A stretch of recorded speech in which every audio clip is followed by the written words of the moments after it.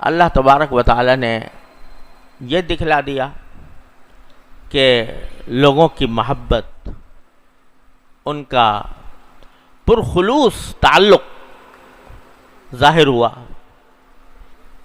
اطراف عالم سے لوگوں کے پیغامات، لوگوں کے خود بنفس نفیس لوگوں کا آنا، دعائیں دینا اور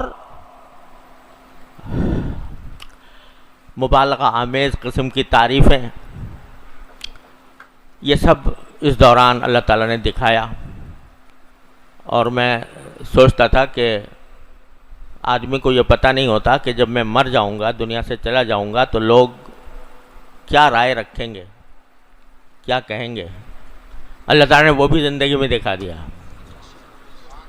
کہ لوگوں کو کس درجہ تعلق اور کس درجہ محبت ہے۔ یہ اللہ تبارک و تعالیٰ کا فضل و کرم ہے، میرا کوئی کمال نہیں، اللہ تعالیٰ کا فضل و کرم ہے۔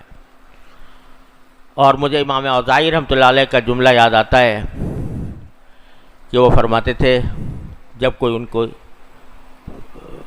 تعریفیں کرتا تھا، اور اس دوران ہر وقت یہ چیزیں سامنے آتی رہیں، تو امام اوزاعی رحمۃ اللہ علیہ فرماتے تھے کہ اللہ، یہ لوگ جو تعریفیں میری کر رہے ہیں، آپ ان سے زیادہ، میں ان سے زیادہ اپنے آپ سے واقف ہوں، اور آپ مجھ سے زیادہ آپ میرے سے واقف ہیں۔ یہ تو کچھ ظاہری چیزیں دیکھ کر پتہ نہیں ان کے دماغ میں کچھ خوش گمانی پیدا ہو گئی ہے، حسن ظن پیدا ہو گیا ہے، لیکن میں جانتا ہوں کہ میری حقیقت کیا ہے، اور آپ مجھ سے زیادہ جانتے ہیں کہ میری حقیقت کیا ہے۔ تو یا اللہ، مجھے فتنے میں مبتلا نہ کیجیے گا، اس تعریفوں کے نتیجے میں فتنے میں مبتلا نہ فرمائیے، اور اپنی رحمت کا معاملہ فرمائیے۔ تو یہ محبت ظاہر ہے کہ مجھ ناکارہ کے ساتھ اگر لوگوں کو محبت کوئی ہے تو سوائے میں ان کو فائدہ پہنچانے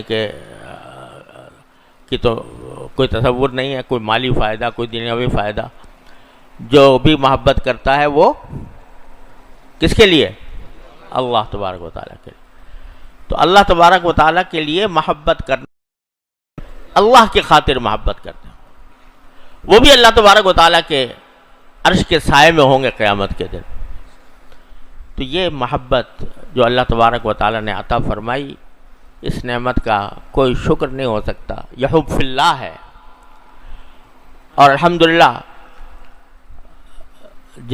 جن ساتھیوں سے کبھی سابقہ پیش آتا ہے، الحمدللہ مجھے بھی ان سے محبت ہے، تو امید ہے کہ اللہ تبارک و تعالیٰ اپنے رحمت سے متحابان فی اللہ کی برکات میں ہمیں اللہ تعالیٰ شامل فرمائے۔